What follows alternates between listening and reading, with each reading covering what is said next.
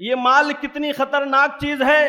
اس کے بارے میں کہا گیا تھا کہ ایک وقت آئے گا جب فتنے عام ہو جائیں گے، اور فتنے کے اس دور میں تمہارا معاملہ یہ ہوگا کہ تم فتنے کے شکار ہو جاؤ گے، اور کچھ ایسا آئے گا کہ یصبح الرجل مومنا ویمسی کافرا ویمسی مومنا ویصبح کافرا۔ اس مال کے چکر میں ہوگا یہ کہ جو انسان صبح میں تو مومن ہے، شام ہوتے ہوتے کافر ہو جائے گا، شام میں مومن ہے، صبح ہوتے ہوتے کافر ہو جائے گا۔ وجہ کیا ہے؟ آخر معاملہ کیا ہے؟ کیا ایسا فتنہ ہے، کیا ایسی چیز ہے کہ انسان صبح میں تو مومن ہے، شام میں کافر ہو گیا، شام میں مومن ہے، صبح میں کافر ہو گیا؟ آخر اس کی وجہ کیا ہے؟ اس کی وجہ بھی حدیث میں بیان کر دی گئی، یبیع دینہ بعرض من الدنیا۔ معاملہ کیا ہوگا؟ اس مال کی بیجا حرص نے، مال کی بیجا چاہت نے یہ مال تمہیں ایسا برباد کر دے گی کہ تم اپنے دین کو معمولی دنیا کے عوض بیچ دو گے۔ آج ہو یہی رہا ہے کہ ہم اپنے دین کو بیچ رہے ہیں، بہت معمولی چیزوں کے بدلے سے،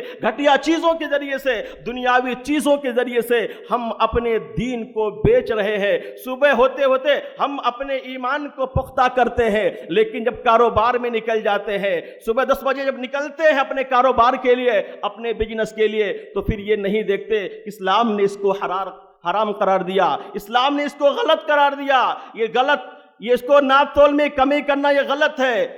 لوگوں کا مال لوٹنا غلط ہے، لوگوں کو غلط ریٹ بتانا غلط ہے۔ ہم یہ سب بھول جاتے ہیں اور اپنے دین کو بیچ کر کے چلے آتے ہیں۔ یہ مال کے تئیں بیجا حرص یہ اتنی خطرناک چیز ہے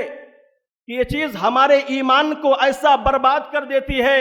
جیسے کوئی بھیڑیا، اگر وہ بھیڑیا بھوکا ہو تو جیسے بکری کو دیکھ کے ٹوٹ پڑتا ہے، بکری کو دیکھ کے لپک پڑتا ہے، لپک کر کے اس کو چیر پھاڑ کے ختم کر دیتا ہے۔ یہی حال ہوتا ہے یہ مال کا، کہ اگر مال کے تئیں ہمارے یہاں بھی بیجا حرص رہا، فضول چاہت رہی، تو یہ چیز بھی ہمارے ایمان کو ایسے ہی برباد کر دیتی ہے۔ حدیث کے اندر فرمایا گیا کہ انسان کے ہاں معاملہ یہ ہوگا کہ انسان مال کو ایسے سمجھے گا، ما ذئبان جائعان ارسلا فی غنم، کہ اگر 2 بھوکے بھیڑیوں کو بکریوں کے ریبڑ میں چھوڑ دیا جائے، بافسد لها من حرص المرء علی المال والشرف لدینہ، تو یہ چیز یعنی مال کی بیجا چاہت اور شرف یعنی عزت، عہدے کی چاہت، یہ 2 چیزیں انسان کے دین کو اس سے کہیں زیادہ تباہ و برباد کر دیں گی۔ یعنی جتنا بھوکا بھیڑیا بکری کو نقصان نہیں پہنچائے گا، اس سے کہیں بڑھ کر کے یہ مال کی بیجا چاہت، یہ عہدے کی چاہت، یہ 2 چیزیں انسان کے ایمان کو برباد کر دیں گی۔ اب اگر ہمیں اپنے ایمان کو برباد کرنا ہے، اپنے ایمان کو خراب کرنا ہے، تو ہمیں مال کے تئیں بیجا چاہت رکھنی چاہیے۔ لیکن اگر ہم اپنے ایمان کی سلامتی چاہتے ہیں، اپنے ایمان کی خیر چاہتے ہیں، اپنے ایمان کی بھلائی چاہتے ہیں، اپنے ایمان کی مضبوطی چاہتے ہیں، تو مال کے تئیں بیجا حرص سے اپنے آپ کو بچانا ہوگا، اپنے آپ کو دور رکھنا ہوگا۔ مال کے تئیں آپ صلی اللہ علیہ وسلم نے بد دعا دی کہ اگر کسی شخص کے ہاں مال کے تئیں بیجا حرص ہے، مال کے تئیں بیجا چاہت ہے، تو اسے آپ نے بد دعا دی، فرمایا تعیس عبد الدار تعیس عبد الدینار وعبد الخمیسہ تعیس وانتقص واذا شیک فلانتقشا۔ یہ بخاری کی روایت، یعنی جو دینار والا بندہ،